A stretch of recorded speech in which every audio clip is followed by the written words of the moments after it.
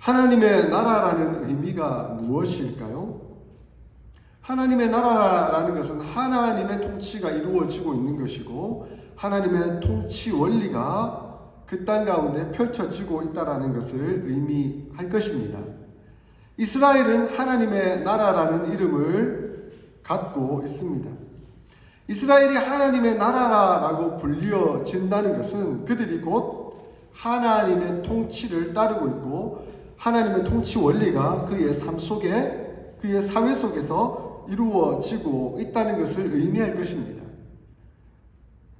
마찬가지로 우리가 하나님의 교회를 이루었고 교회 안에서 우리가 하나님의 나라라고 부름을 받고 있다는 것은 우리가 하나님의 백성 되었고 하나님의 통치가 우리 가운데, 우리 삶 가운데, 우리의 질서 가운데, 우리 사회 가운데 이루어지고 있다는 것을 의미할 것입니다.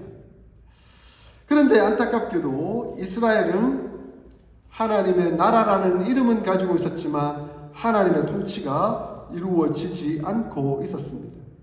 그래서 사사기 기자는 반복해서 이렇게 말하죠. 그때 왕이 없었으므로 자기 소견에 옳은 대로 행하였더라 말씀하고 있습니다. 그들은 하나님의 백성이라는 이름을 가지고 있었고 하나님의 통치를 이루고 있다라고 생각하고 있었지만 정작 하나님은 그들의 왕이 되지 못했고 자기들이 다 왕이 되어서 자기 소견에 옳은 대로 마음대로 살았다 하는 것이 사사기 저자의 핵심 논리입니다. 이에 그들은 어떻게 행동하고 있는지 하는 것을 사사기 저자는 계속해서 반복해서 말씀해 주고 있습니다. 그들은 하나님을 섬기는 하나님의 백성이라고 말하고 있지만 하나님께 순종하기보다는 자기들이 신을 만들어내고 그 신을 자기들이 조종하며 그 신 위에 군림하며 결국은 자기들이 스스로 신이 되어갔다라고 말씀하고 있다는 것입니다. 그 내용들을 우리는 지금 계속해서 살펴보고 있습니다. 한 개인 미가의 집에 신상을 만들어 놓고 권력과 돈과 명예를 위해 추구하며 살았던 그 사람의 레위인이 제사장이 되어 들어가고 그 레위인 제사장이 하나님의 뜻과 하나님의 통치 원리가 뭔지 가르쳐주며 이끌어주고 그들이 회개하도록 만들어야 되는데 오히려 그들의 정당성을 부여해주며 세워주고 거기에다가 단 지파 전체가 하나님의 뜻과는 전혀 상관없이 자기 마음대로 자기 땅을 일구고 자기들이 원하는 삶을 살아가고 있는 그 모습 그대로를 보여주고 있습니다. 여러분, 지금 단지파는 이제 땅을 차지하기 위해서 미가의 집에 이르렀습니다. 그 미가의 집에 에봇과 드라빔과 새긴 우상들이 있는 것을 보고 저게 좋게 보여서 빼앗아가지고 훔쳐서 가고 있습니다. 뿐만 아니라 그 집에 있던 제사장 레위인을 스카우트해가지고 자기 지파의 제사장으로 삼았습니다. 이제 그 내용들이 쫙 이어져 가는데 오늘 20절 보니까 이 우상들을 들고 그 백성들 가운데 들어갔다라고 표현하고 있습니다. 한가운데에 들어가서 이제는 그 우상이 우리의 신이다라고 요청하고 있다는 것입니다. 그 우상이 뭡니까? 만든 그 우상이 뭡니까? 결국 자기들을 축복해주는 그것이다라고 여겼다는 것이죠. 그리고 그 제사장마저도 빼앗아 데리고 가면서 그 제사장이 자신들의 입맛에 맞추어서 그대로 축복해주는 제사장이 되었던 것이죠. 그리고 21절에 보니까 아이들과 가축들, 물품들은 제일 앞에 세워가지고 전진해서 자기 땅 차지할 곳을 향해 나아갑니다. 왜 가축들과 아이들을 제일 앞에 세워두었을까요?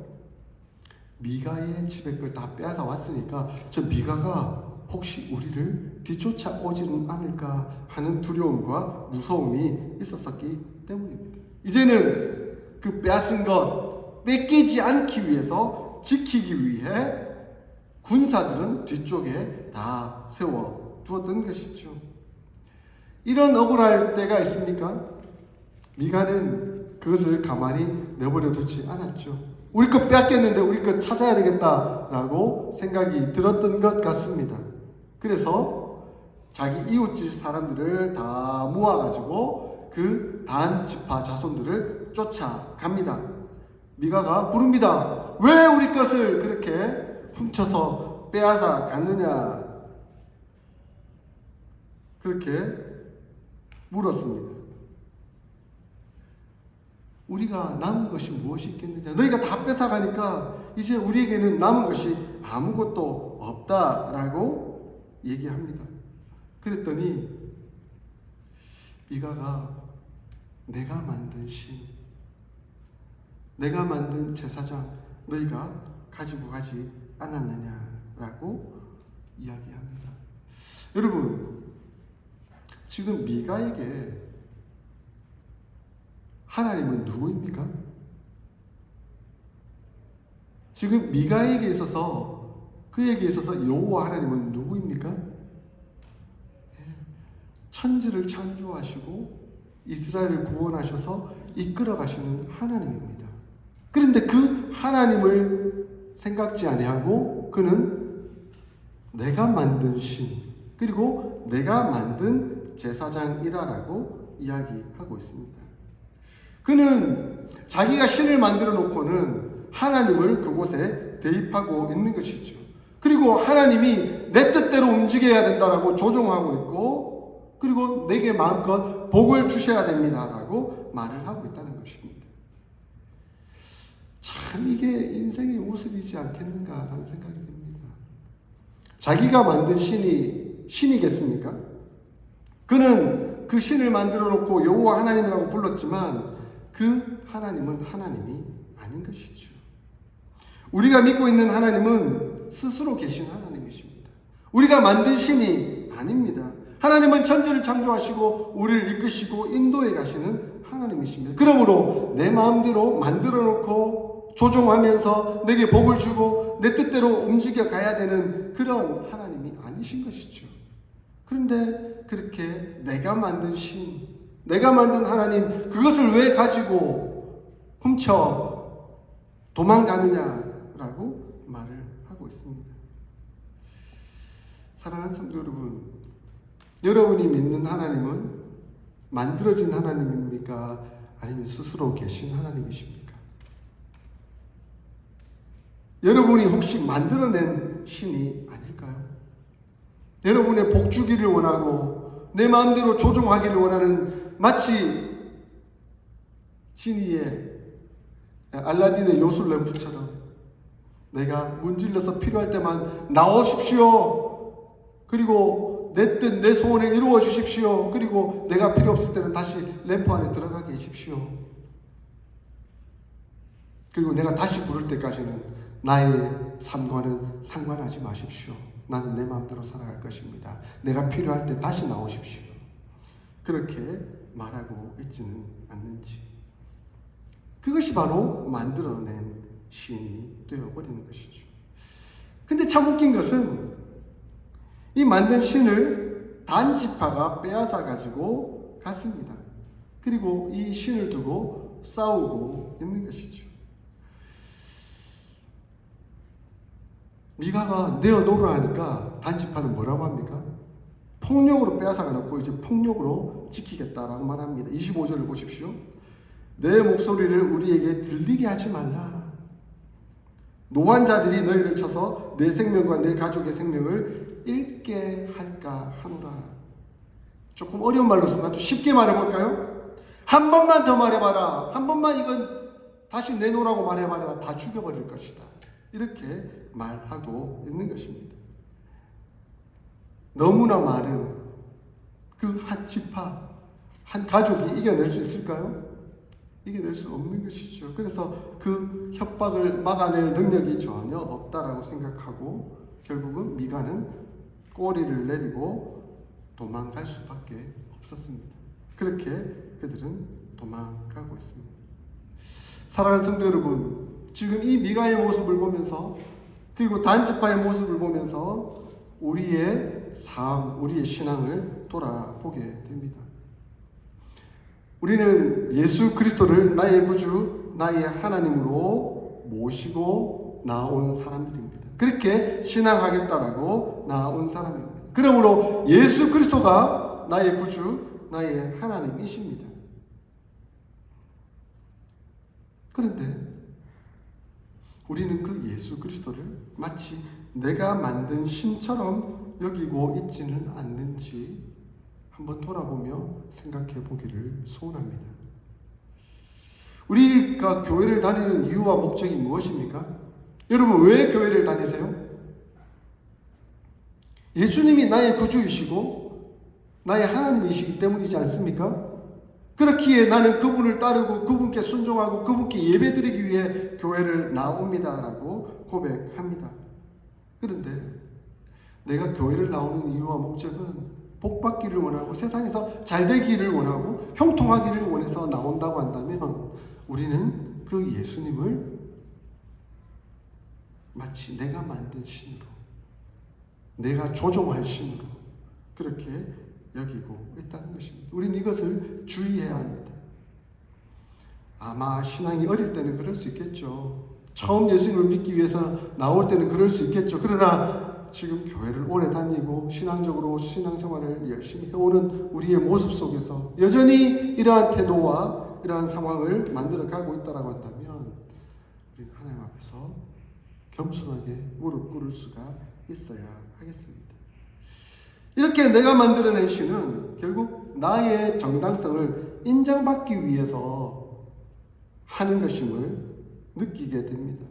단지파는 27절부터 29절까지를 보면 거침없는 살육의 행위를 하고 있습니다.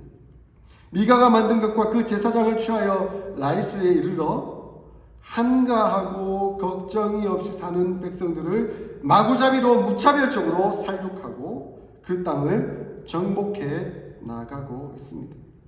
라이스 사람들은 아무도 도와줄 사람이 없었습니다.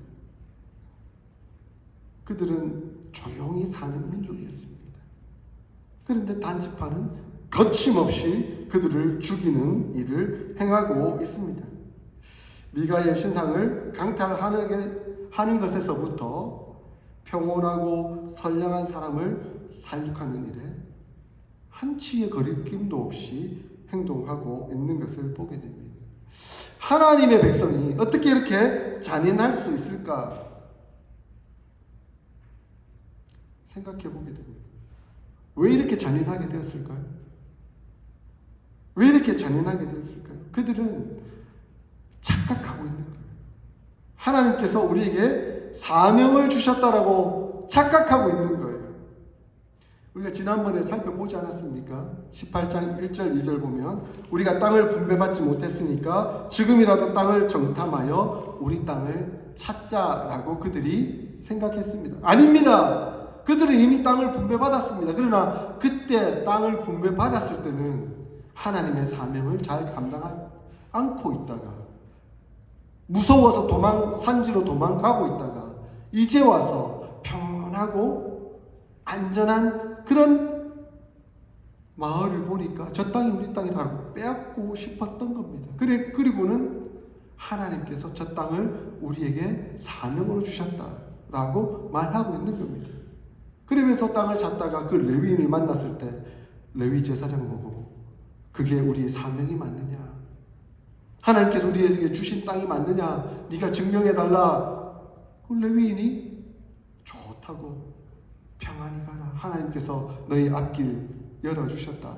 라고 말을 하고 있는 것이죠. 만들어진 신의 해악성이 얼마나 무서운가 하는 것을 그대로 보여주고 있습니다. 그들은 그들이 원하는 대로 행하고 있을 뿐 하나님의 뜻이 무엇인지에 대해서는 전혀 관심을 기울이지 않고 있습니다. 다만 만들어진 신에 의해서 축복받기를 원했고 만들어진 신에 의해서 자기들이 하고 싶은 대로 정당성을 얻고 싶었던 것입니다. 만들어낸 신은 사람으로 하여금 아주 잔혹하게 합니다. 하나님께서 자기들에게 정당성을 부여해 주셨다라고 믿는 것만큼 무섭고 잔인하고 힘든 것이 없습니다. 왜 세계에서 이렇게 엄청난 전쟁들이 벌어지고 있습니까? 다 신들의 이름으로 전쟁하고 있지 않습니까? 다 정당성이 부여해져 있다라고 여기고 있다는 겁니다. 교회에서 싸우면 정말 무섭습니다. 여러분 교회에서 싸우는 거 보셨어요? 경찰이 나와가지고 말려도 소용이 없을 만큼 심각하게 싸웁니다. 왜 교회에서 이렇게 심각하게 싸울까요? 교회는 하나님의 나라이고 하나님께서 통치하시고 하나님께서 다스린다라고 여기는데 왜 이런 일들이 벌어지는 걸까요? 하나님께서 우리에게 정당성을 부여해 주셨다고 믿기 때문에 그래요. 이 편이든 저 편이든 다 하나님께서 우리 편이다. 하나님께서 우리에게 정당성을 부여해 주셨다. 하나님께서 우리에게 이러한 사명을 주셨다라고 여기기 때문에 그래요. 그러니까 말할 필요가 없이 피 터지게 싸운다. 이게야만 하나님께서 우리와 함께 해주셨다라고 정당성이 열려지게 되기 때문에 그런 것입니다. 제가 지난주에 독일의 나치가 유태인을 그렇게 학살하면서 그 학살의 정당성을 목회자들이 심어줬기 때문에 이루어졌던 일이다라고 말씀드리지 않았습니까?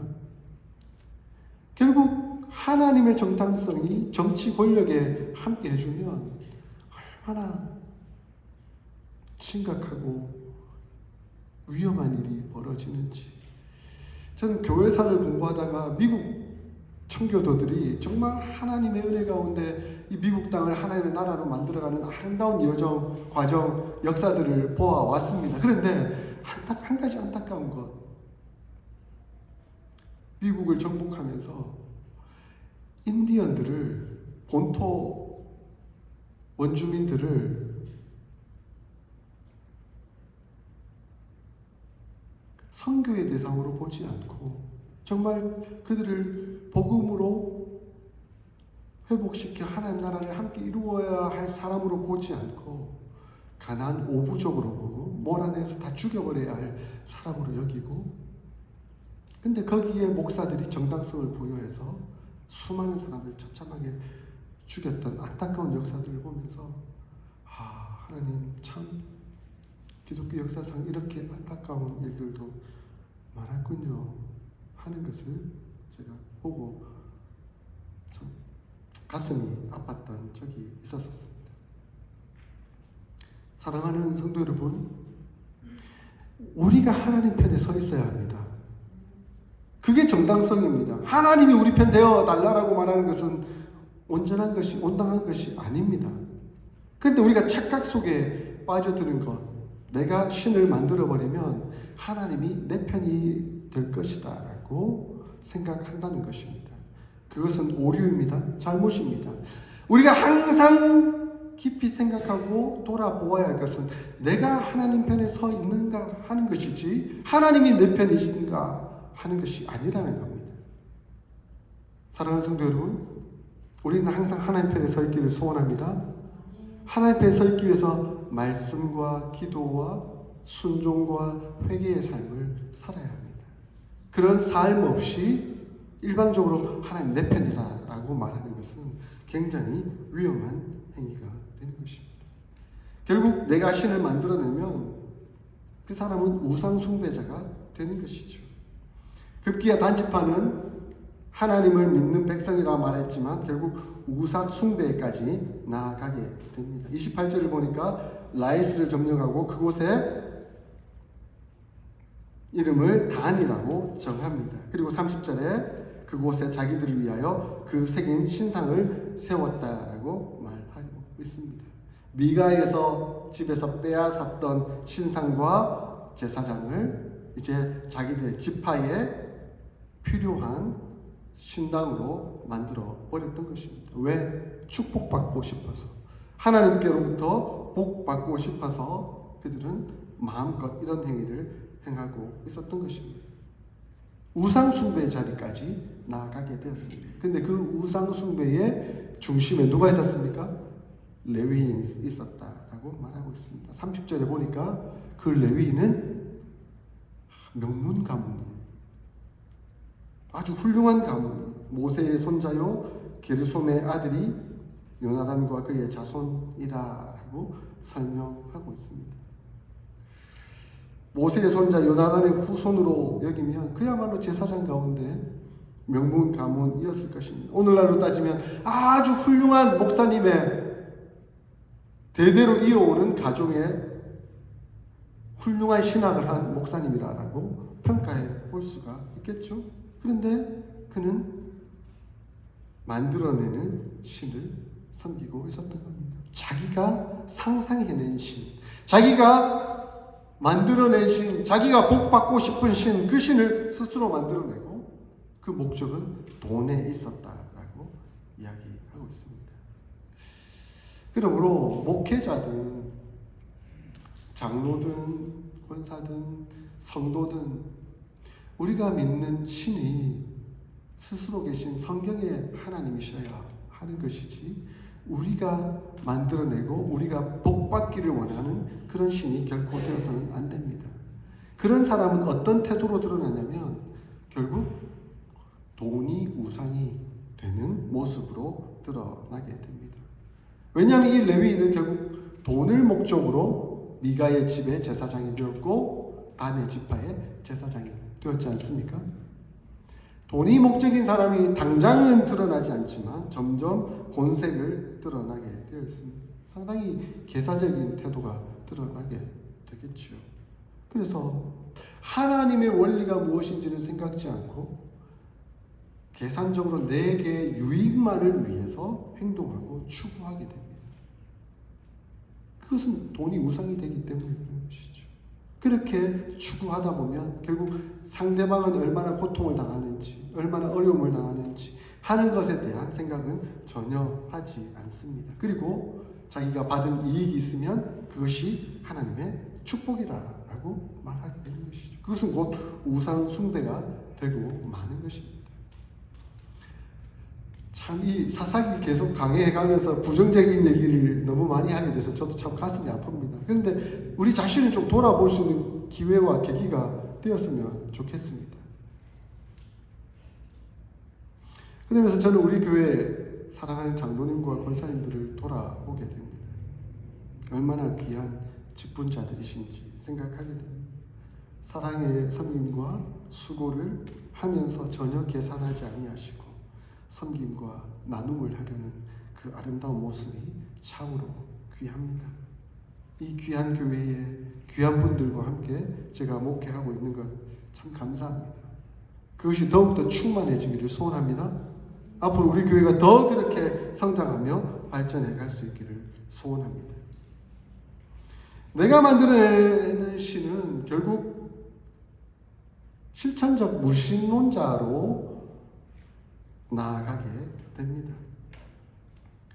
내가 신을 만들어낸다는 것은 고백적으로는 신을 인정하고 신을 얘기하고 있지만 삶으로는 무신론자의 삶을 살아갈 수밖에 없다는 것을 이야기해 줍니다. 저는 오늘날 이런 그리스도인이 얼마나 많은지 생각하게 됩니다. 입으로는 하나님을 외치지만 실제 삶으로는 전혀 하나님과는 상관없이 살아가고 있는 사람들이 얼마나 많은지. 디도서 1장 16절에 이렇게 말씀합니다. 그들이 하나님을 시인하나 행위로는 부인하니 가증한 자요 복종하지 아니하는 자요 모든 선한 일을 버리는 자니라. 사도 바울이 그 시대에도 그렇게 말씀하고 있는 것입니다. 근데 오늘날 이 시대에도 동일하게 합니다. 왜 오늘날 한국 사회에서 여러 종교인들 중에 기독교인들이 제일 신뢰를 잃어버렸을까요?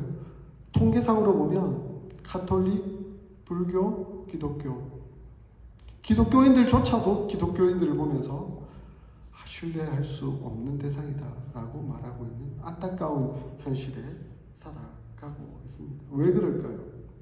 입으로는 예수님이 나의 구주입니다, 나의 하나님이십니다 라고 시인하지만 실제 삶으로는 전혀 예수님을 드러내는 삶이 아니기 때문은 아닐까.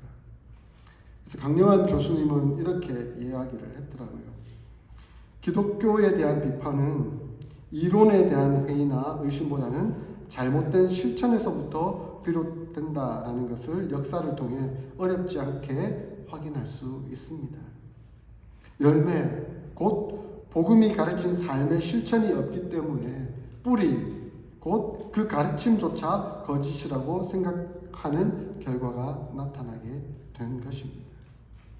국내에 반기독교적 정사가 나타난 이유는 그리스도인의 삶이 거룩하지 않기 때문이고 열매가 없기 때문은 아닐까요? 라고 묻고 있습니다. 그의 실제적 삶은 무신론자처럼 살아가는 삶 때문은 아닐까요? 라고 묻고 있습니다.